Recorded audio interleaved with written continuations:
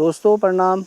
दोस्तों, अभी हम घनसाली के जो सक्रिय आदमखोर है उसके ऑपरेशन पे लगे हुए हैं और लगभग हमको अब 20 दिन हो चुके हैं।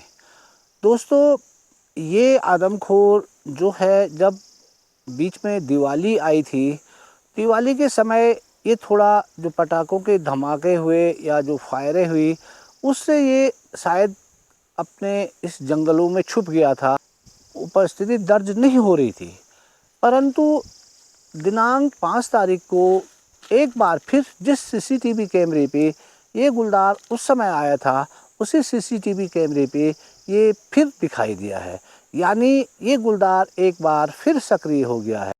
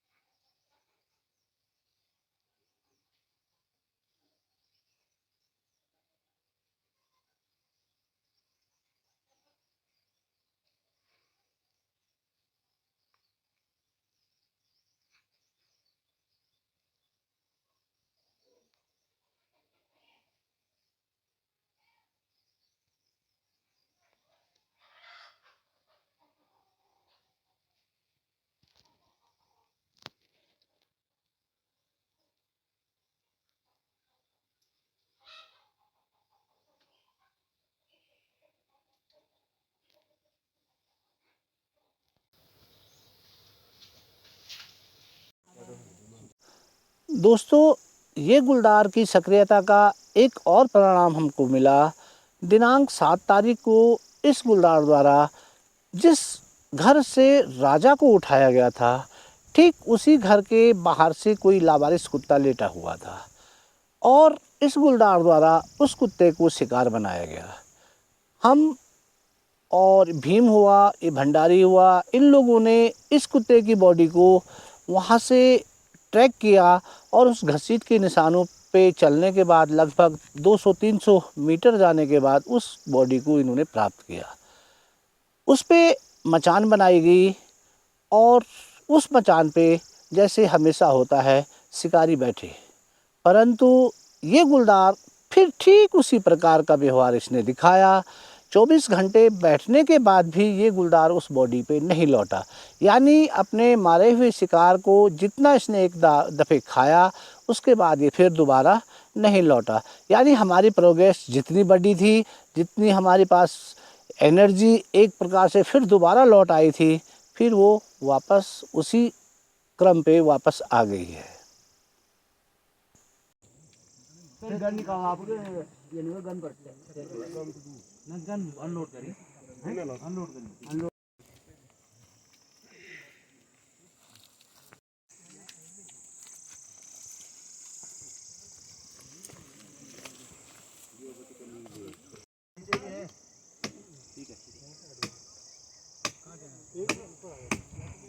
अरे एक मिनट रुक जाओ, 1 मिनट रुको जरा, ऊपर आ जाओ, थोड़ा तो काट जा, तो काट जा, ये तो मार मार बनाना है ना, अब तो ऐसा का काम होता है ना।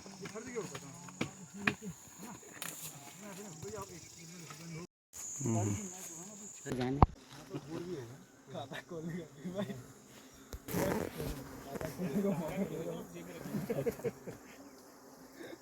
लास्ट है सर। बहुत बढ़िया आ रही। Okay okay. पानी रखने तो नहीं ना, पानी पानी तो और पिएगा देना देना बता दो। ये पीढ़ी को सब ऊपर ही रखना पड़ेगा, ये हमें हैक करने नहीं नहीं, इसको यहाँ किनारे डालना है, ये तो तक नीचे डाल देना ये वाला। चलो हाँ कंडिया जी, मैंने आपको एक WhatsApp पर रखा है फोटो, ठीक है, उनसे बात। दोस्तों, मैं जो राजा इस गुलदार के द्वारा जो दूसरा किल था उनके घर पे उसकी मम्मी को मिला तो मुझे पता चला ये महिला 8 महीने की गर्भवती है। आप लगा लो एक माँ के पेट में बच्चा है और एक 3 साल का बच्चा उसका गुलदार ले गया है, और वो भी अपनी घर की माली हालत के कारण।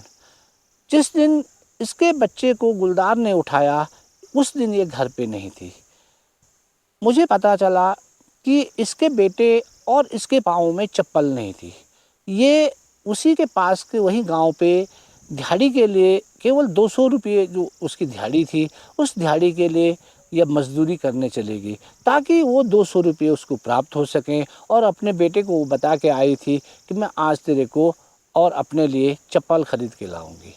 देखो कैसी मार्मिक एक घटना हुई कि जिस बेटे के लिए पाँव में चप्पल को एक माँ को वहाँ जाना पड़ा, और वह जो थी कम से कम अपने बेटे के लिए चप्पल खरीदने के लिए पैसे एकत्र कर रही थी, और जब वो घर पहुँचती है तब तक उसका बेटा इस दुनिया में नहीं होता है। तो यही एक विडंबना है और बहुत एक मार्मिक घाव है कि 8 माह का बच्चा पेट में होने के बावजूद भी एक माँ अपने दूसरे बेटे के चप्पल के लिए दिन भर मजदूरी कर रही है। तो ये ईश्वर को शायद ये मंजूर नहीं था और वो बेटा अब इस दुनिया में नहीं है। वन विभाग द्वारा इनके खातों में जो धनराशि है वो प्राप्त कर ली गई है, परंतु उसके बावजूद भी इन्हें अभी तक ये मालूम नहीं है कि ये पैसा हम निकाल सकते हैं। क्योंकि जब मैंने उसकी मम्मी से बात की तो वो कह रही थी कि मैंने इसका अल्ट्रासाउंड कराना है परंतु हमारे पास पैसे नहीं हैं, और वो उसमें थे कि वन विभाग वाले हमें बोलेंगे कि आप पैसे निकालो। जब एसडीओ साहब से कल मैं मिला था तो वो कह रहे थे कि वो हमसे मिली थी, और जब हमने कहा कि आपके खाते में तो पैसे पड़ चुके हैं, आप क्यों नहीं निकाल लो, इसका इलाज कराओ, अल्ट्रासाउंड कराओ, तो तब उन्हें पता चला कि हम ये पैसा निकाल सकते हैं। तो ये कुछ अशिक्षा का भी प्रभाव है, और गरीबी में एक प्रकार से आदमी की जो बुद्धि है वो भी वीक हो जाती है, इसलिए उसे ये पता भी नहीं है कि मैं इन धनराशि का उपयोग कर सकता हूँ। ठीक है, थोड़ा चेकअप भी करा। हाँ, कब गई? परसों। ठीक है, हाँ तबीयत देख यार, ऐसे ना ज़्यादा आप सोचो मत, नहीं सोच के रात में पागल हो जाता है।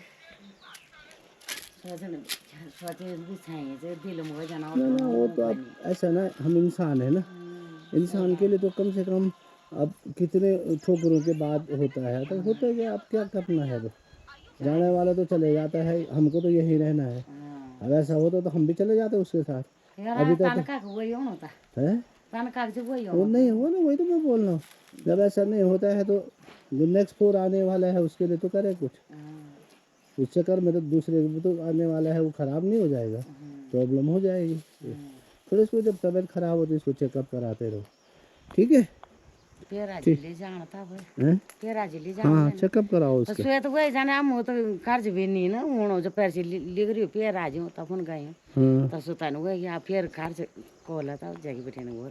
हाँ कुछ तो करना पड़ेगा भाई, अभी लोने यार पर भी दूने बरो कर्ज च वही हूँ। हाँ तो सुत वही ब्याज भी कर्ज भी अच्छा आफत वही। प्रधानाध्यापक हैं उनका मैं धन्यवाद देना चाहता हूं उनको कि आपने मुझे इस कार्य के लिए समय दिया, और जितनी भी चीज़ मैं आपको बताऊंगा आप यदि इसको थोड़ा से भी मनन करेंगे और अपने घर पे यदि इसको चीज़ को बताएंगे तो बहुत ज़्यादा 25% यानी 25% इस गुलदार का जो आतंक और जो उसका अटैक करने का है जो घटना वो कर रहा है वो कम हो सकती है। गारंटी नहीं दे रहा हूं मैं, कम हो सकती है यदि आप इस प्रकार के जो मैं बताऊंगा उनको अपने जीवन में उसको ढालेंगे यदि, तो तब ठीक है। तो जितना मैं बताऊं उसको ध्यान से सुनना, और सुनना ही नहीं है उसको घर में जाके बताना भी है और अपने आप करना भी है, ठीक हो? गुलदार के बारे में तो जानते होंगे तुम। गुलदार एक ऐसा जानवर है जिसके शरीर पर बूटे हैं, है तो वो बिल्ली प्रजाति का। बिल्ली में क्या हो गया, बिल्ली हो गया, शेर हो गया, जिसको हम तेंदुआ बोलते हैं ना, वही लेपर्ड यहाँ फॉरेस्ट की भाषा में उसको गुलदार कहा जाता है। ये इनका है कि उसके शरीर पे क्या है, फूल, कहाँ फूल बने हुए हैं, तो इसलिए उसको गुलदार कहते हैं। और ये गुलदार जो है सबसे ज्यादा होशियार माना जाता है। यदि वैसे आदमखोर नहीं होता है, परंतु जब हो गया तो ये बहुत सारा ज्यादा चालाक होता है। टाइगर, जिसको तो वो डोरा वाला टाइगर, जिसको टाइगर बोलते हैं हम, ठीक है, वो बाघ, वो यहाँ नहीं होता, फिर वो नीचे जो भाबर वाले एरिया है उन पे है। तो वो दिन में शिकार करता है, ठीक है। और यदि हमने जंगल हम गए नहीं तो हम अपने घर ही पे है तो वो हमको नहीं मारेगा। परंतु गुलदार एक ऐसा जानवर है जो हमको घर से उठा के ले जाता है। तो खतरनाक कौन हुआ, जो घर पे आ रहा है ना, तो सबसे ज्यादा खतरनाक है। और इसका जो गुण है वो जो गोरिल्ला वारफेयर होता है, यानी छापामार युद्ध, तो छापामार युद्ध को इसकी रणनीति पे ही लिया गया है। इसकी रणनीति देखो, ये क्या करता है, हमेशा आदमी के पीछे से अटैक करेगा, यानी जब घटना करेगा, आक्रमण करेगा तो पीछे से करेगा, आगे से नहीं करेगा कभी नहीं, ठीक। जो उससे शक्तिशाली होगा उससे ये दूर भाग जाएगा। उसने देखा ये हट्टा कुट्टा है, बड़ा आदमी है, इसको मैं नहीं मार सकता हूं, तो उससे वो भाग जाएगा। परंतु जो उससे कमजोर होगा उस पे ये आक्रमण कर लेता है। तो सबसे कमजोर कौन है, बच्चा, छोटा। तो जो भी लेपर्ड स्टार्ट होता है वो अक्सर अधिकतर बच्चों से ही शुरू होता है। फिर इसका मेन है कि ये किसके गले तक जल्दी पहुंच सकता है। लेपर्ड किसके गले तक जल्दी पहुंचेगा, बच्चे के गले पे जल्दी पहुंच जाएगा। भाई बड़ा आदमी होगा तो उसको खड़ा होना पड़ेगा ना, तभी तो पहुंचेगा वो हमारे गले पे। अब आप बोलेंगे कि कभी वो लेपर्ड बड़े आदमियों को मार देता है, जो आदमी झुका हुआ होगा उसको ये पकड़ लेगा, क्योंकि उसकी गर्दन पकड़ने में उसको सरलता हो जाएगी। तो इसलिए सबसे ज्यादा खतरा बच्चों के लिए है। और इससे पहले मेरी किताब है पहाड़ के नरभक्षी, 2012 में ये प्रकाशित हुई थी, बल्कि उस समय शिक्षा महानिदेशक थे सुधांशु जी, उन्होंने इसका विमोचन किया था देहरादून में। तो उसमें मैंने लिखा था कि हर लेपर्ड एक साल में 24 बच्चों को अपनाने वाला बनाता है, ठीक। और हमारी प्राइमरी स्कूल 5 बच्चों पे चल रही है। यानी हम ध्यान से सोचें तो हमारे 6 स्कूल तो गुलदारी बंद कर रहा है हर साल, नहीं कर रहा है, 6 स्कूल बंद कर रहा हूँ हर साल। तो जब हम थोड़ा इसके बारे में जितना जिसको ज्ञान होगा, वो ज्ञान जब गुलदार के बारे में कोई सोचेगा, जो मैं आपको बताऊंगा, आप सोचेंगे तो आपके दिल में क्या होगा, एक डर उत्पन्न होगा उस गुलदार के प्रति, क्योंकि आपको उसके व्यवहार के बारे में मालूम है। तो आप क्या करेंगे, उससे डरेंगे, और डरेंगे तो आप क्या हो जाएगा, सीधे बच जाएंगे। जिसकी समझ में आ गया वो बच जाएगा, क्योंकि वो जैसे आप हम बोल रहे सब कि बच्चों पे 6 बजे से 8 बजे के बीच वो हमला करता है। अब जो बच्चा समझ गया कि वो इतने टाइम पे हमला करेगा, और वो कह रहा है मेरी मम्मी भी नहीं है घर में, मेरा छोटा भाई है, इसको भी मैं अंदर रखूं, और इस समय क्या करूं, मैं अपना होमवर्क कर लूं, क्योंकि उसकी मम्मी भी नहीं है। यदि मैं बाहर जाता तो गुलदार मार देगा, नहीं तो उस समय मैं अपना काम जब करने लगूंगा तो मैं बाहर निकलूंगी नहीं, निकलेगा नहीं, तो गुलदार क्या करेगा, मारेगा नहीं ना। वैसे बच्चों को 3 साढ़े 3 बजे के बाद, हाँ यहाँ वो ये तो उस टाइम का है जिस टाइम में हमारा, और जो सक्रिय मॉनिटर होता है उसका वो टाइम है ये। और ये वाला गुलदार आपने देखा होगा, ये 3 बजे से लेकर उजाले में ही वारदात कर दे रहा है। तो यानी हमको 3 बजे के बाद अपने घर से बाहर नहीं निकलना है। भाई सजा तो है ना, बच्चों के लिए जो आपका खेलने का टाइम है वो सारा टाइम बंद हो रहा है, परंतु वो कुछ टाइम के लिए हो रहा है। उसके बाद तो आपको ऐसा हम नहीं कह रहे कि आप पूरे जीवन भर 3 बजे से, तो आप 3 बजे से अंदर रह जाओगे तो बाकी क्या करोगे। हाँ, पर लेकिन जो शाम के समय जिसको हम गोधूली का टाइम बोलते हैं, यानी आधा उजाला आधा अंधेरा नहीं होता है, उस टाइम पे गुलदार का सबसे ज्यादा अटैक होता है। तो उस टाइम पे हम क्या करें, बिल्कुल बाहर न रहें, कभी भी नहीं।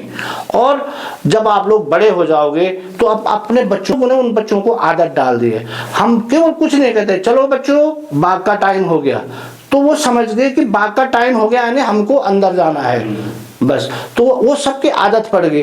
तो जब वो बाहर रहेंगे नहीं तो गुलदार क्या होगा, अटैक कर ही नहीं पाएगा। अब लोग तो सब गुलदार बचाने पे लगे हैं, नहीं है? तो यदि वो शिकार नहीं करेगा तो वो भी तो आदमखोर नहीं होगा, और जब वो आदमखोर नहीं होगा तो वो भी तो नहीं मारा जाएगा। तो आदमखोर नहीं होगा तो कौन मारेगा उसको? तो इसलिए मतलब हमारे थोड़ी सी सावधानी के कारण वो भी बच रहा है और हम भी बच रहे हैं। तो क्यों ना हम इस प्रकार का अपने जीवन में डालें इसको, और हमेशा इस प्रकार की प्रक्रिया को करें तो हम बच सकते हैं। जनरली वैसे बता देता हूँ, सबसे पहला अटैक किस पे होगा, गांव में किस घर पे होगा। यदि हमको पता है कि इस घर पे अटैक होने वाला है और ये घर मेरा है और तो मेरे को ज्यादा सावधानी चाहिए, तो जब भी गुलदार कभी हमला करता है कभी भी, तो आप देखो गांव तो तुम्हारा जैसे महल गांव है भाई, यहाँ पे तो 2-3 मकान है क्लोज है भाई। गांव है तुम्हारे पास जैसे कठूर हुआ या अखोड़ी हुआ या ये बजवाल गांव हुआ, ये है गांव बड़े। इनमें किस घर पे करेगा? यहाँ तो सारे घर सेंसिटिव है। मतलब क्यों? क्योंकि जंगल से आने वाले रास्ते पर जो पहला घर पड़ेगा, सबसे पहला अटैक उस पे होगा। जो रास्ता जंगल से आ रहा ना, और उस पे मेरा घर है पहला, तो सबसे पहला अटैक मेरे पे होना है। तो जब मेरे पे होना है तो मैं क्यों ना सावधान रहूं? मैं तो, मेरे को तो पहले चेतावनी है कि सबसे पहले तुम सावधान रहो। फिर उसके बाद जो और गांव के किनारे के मकान होंगे उन पे होगा। अब हम बोले अब चलो हम मेहर गांव के बारे में चलते हैं। मेहर गांव में एक घर जंगल के बीच यहाँ पे है, या भौड़ गांव को ले, एक घर जंगल के बीच यहाँ है, तो उनके तो सारे घर ही सेंसिटिव है ना। वहां तो उन घरों पे जो अकेले घर है और जंगल के बीच है, उन पे तो अटैक 100% है, क्योंकि वो अकेला घर है और अकेले घर पे गुलदार बैठेगा। अच्छा, अब गुलदार बैठेगा क्यों? सबसे है गुलदार को ललचाने का तरीका हमारे कुत्ते हैं, ठीक है? जहां कुत्ता होगा गुलदार उस कुत्ते के चक्कर में 9 घंटे बैठ जाएगा, 9 घंटे तक। उसने देखा कि यहाँ कुत्ता है और वो बैठ गया। अब कुत्ता तो हमने अंदर डाल दिया, हम सो गए। उसके बाद वो बैठा है कि सुबह कब आएगा बाहर, तो 9 घंटे तक उसको वेट कर लेगा। तो इसलिए हम उस घर वाले कुत्ता पाले नहीं। एक बात, यदि पाले तो बड़े कुत्ते जो ये वाले हैं, जो कुछ बड़े हैं, उसको डबल पाले, 2।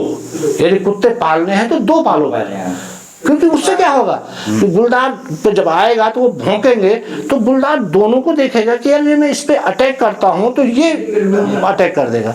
गुलदार अपने शरीर को कभी भी क्षति नहीं पहुंचाना चाहता है। वो सोचता है कि मैं सेफ बच जाऊं और मैं शिकार भी कर लूं। जहां उसको लगा कि मैं यहाँ कर रहा हूँ, अटैक कर रहा हूँ और यहाँ मेरे को क्षति पहुंचती है, मैं गाँव के बीच में भी तो बच्चे दौड़ रहे हैं, वहां से क्यों नहीं उठा रहा हूं? उसको मालूम है यदि मैं गांव के बीच में अटैक कर रहा हूं तो कहीं से मैं घिर ना जाऊं, और मैं इसको जिसको पकड़ रहा हूं उसको ले कहां जाऊंगा। सबसे पहले तो उसकी जो हम बोलते हैं एक प्री एक्शन आरबी होती है, जहां गुलदार बैठता है एक्शन के लिए, उससे पहले बैठता है कि मैं इस घर से बच्चे को या कुत्ते को उठाऊंगा तो मैं इसको कहाँ ले जाऊंगा। प्री प्लान पूरा बन जाता है। तो देखो आदमी से चालाक नहीं हो, आदमी से होशियार नहीं हो, वो पहले प्लान बनाएगा और उसके बाद तब अटैक करेगा। ऐसा नहीं कि हम फाँ गए और सीधे चले गए और वो अटैक कर दिया, और अटैक करने के बाद क्या पता गांव वालों ने छूट दिया, भाई तो मर जाएगा ना। इसलिए वो बहुत चालाक चीज़ है, वो पहले सोचता है। और अब आजकल जो आदमी का शिकार कर रहा है, और जैसे मैं हूँ, मैं 55 आदमखोर मार चुका हूँ ऐसे, तो वो मेरे दिमाग को पढ़कर मेरे से भी तेज चल रहा। तो जब तक मैंने उसके दिमाग को पढ़ा नहीं और मैं उससे आगे की नहीं सोचूंगा, मैं उसको कभी नहीं मार सकता। मेन ये है। तो आप लगा लो वो हमसे भी कितना तेज सोच रहा है और कितना तेज अटैक कर रहा है, कितना बढ़िया सोच समझ के कर रहा है। तो उसकी सोचने की समझने की शक्ति हमसे ज्यादा है, ठीक है। दूसरी चीज, अब बाई चांस सपोज दैट वो नीचे बच्चों से धीरे धीरे, आपने देखा होगा पहले छोटा बच्चा, फिर बड़ा बच्चा, फिर बड़ा बच्चा, और खुदा ना खास्ता उसने कभी किसी लेडीज को मार दिया, तो वो फिर वहां तक पहुंच जाएगा, उसका लेवल बढ़ता जाएगा। लेवल किसका? साहस का। जो उसका साहस है ना मारने का, वो साहस का लेवल उसका बढ़ जाएगा, उसकी क्षमता कि अब मैं, हाँ इसको भी मार सकता हूं मैं। अब तो यदि उसने एक महिला मार दी तो उसके बाद तो उसके लिए बहुत भयंकर हो जाएगा वो, क्योंकि महिलाएं, सारे काम तो महिलाएं कर रही ना, खेत में जाएगी वही करेगी, घास काटेगी वही करेगी, तो फिर क्या हो जाएगा, वो जहां जाएगा महिलाएं मिल जाएंगी। तो उनमें भी क्या होगा कि महिलाएं घास कैसे काटती है, नीचे झुकी है घास काट रही, तो उसमें हमको बचाव के लिए क्या करना पड़ेगा कि हम मिनिमम 3 महिलाएं साथ जाएंगे, ठीक है, और 3 महिलाओं में से 2 महिलाएं घास काटेगी, 1 मिनट के लिए खड़ी हो जाएगी, ठीक है, और वो चारों ओर देखेगी। मैंने आपको बताया था कि गुलदार हमेशा हमला पीछे से करता है, जब तक हमारी आंखें उसकी ओर होगी वो हमला नहीं करेगा, वो हमारी आंखों को मतलब दूसरी तरफ होने का इंतजार करेगा। तो वो महिला खड़ी होगी, वो चारों ओर ऐसे देख रही है, तो वो सोचेगा कि इस महिला ने मेरे को देख दिया है, तो क्या होगा, वो कंफ्यूज हो जाएगा, और फिर 1 मिनट बाद वो महिला अपने काम पे लग जाए, तो उसके बदले में दूसरी खड़ी हो जाएगी, तो फिर वो देखने लगे, जब वो अटैक करने के तैयार हो रहा था तब तक दूसरी महिला खड़ी होगी, वो चारों ओर देख लेगी। इस चीज को घर में बताना है अपनी मम्मी लोगों को कि ऐसा करना है, चाहे खेत गुड़ाई हो, चाहे फसल कटाई हो, चाहे जंगल में घास काटना हो, तो वो खड़ी हो जाएगी, वो देख रही है, तो फिर क्या करेगा गुलदार, थोड़ा देर के लिए फिर और रुक जाएगा कि चलो जब तक ये नीचे होती है तब तक मैं अटैक नहीं कर रहा हूं, फिर वो झुकी तब तीसरी खड़ी हो गई। और इस टाइम पे क्या होगा, गुलदार तो कंफ्यूज हो गया, वो अटैक नहीं कर रहा है, परंतु हमारा काम भी तो हो गया भाई, हम ऐसा तो नहीं कि हम अंदर तो बैठ नहीं पाओगे, यदि तुम्हारी मम्मी या दीदी अंदर बैठ गई तो गाय भैंस भूखे मर जाएंगे, खेत हमारे बंजर हो जाएंगे, नहीं हो जाएंगे। तो हमको काम तो करना है, परंतु काम को इस प्रकार से करना है कि ये जो घटनाक्रम है ना, ये अभी मेहरगांव या तुम्हारे 11 गांव हिंदाओं पे हो रहा है, ठीक है, ये ऐसा नहीं है कि ये यहाँ हुआ और उसके बाद बंद हो गया। जब तक हम जिंदा रहेंगे तब तक गुलदार भी जिंदा रहेगा, और ये संघर्ष जो है ना मानव का और गुलदार का, ये लगातार चलता रहेगा, बरसों चलता रहेगा, ना तो वो खत्म होगा ना हम खत्म होंगे, ये तो चलता रहेगा। तो क्यों ना हम इस प्रकार से एक सीखें कि गुलदार के साथ हम कैसे रहें, भाई वो भी रहे हम भी रहे, भाई उससे वो खत्म उसने होना ही नहीं है, तो हमको तो सीखना पड़ेगा ना कि उसके साथ हम कैसे रह सकते हैं। भाई लोग, चलो हम बोलेंगे लोग पलायन कर जा रहे, पौड़ी से सारा पलायन हो गया, भाई तुम देहरादून जा रहे हो, देहरादून में भी तो हो रहा है गुलदार का अटैक, हरिद्वार में भी तो हो रहा, और तो कह रहा है बम्बई में हो रहा, अच्छा बम्बई तक भी गुलदार का अटैक है, तो यदि हमको ये शिक्षा रहेगी हम ऐसे बच सकते हैं तो हम वहां भी तो बच सकते हैं। तो इस चीज को हमको सोचना पड़ेगा, बहुत सोचना क्या पड़ेगा, हमको अपने जीवन में इसको लाना पड़ेगा। दोस्तों, यहाँ जो भी सक्रिय मॉनिटर है, इसकी हर क्षण की जो रिपोर्ट है या हर क्षण का जो हम लोग जो कार्य कर रहे हैं, कितना हम मचान बना रहे हैं, कितनी हम पेट्रोलिंग कर रहे हैं, इसका मैं अपने दर्शकों तक मैं पहुंचा रहा हूं। और नेक्स्ट हमेशा मैं आपको कहता हूं कि शायद नेक्स्ट वीडियो इसके अंत के साथ आएगी। तो इन्हीं के साथ बहुत बहुत धन्यवाद दोस्तों।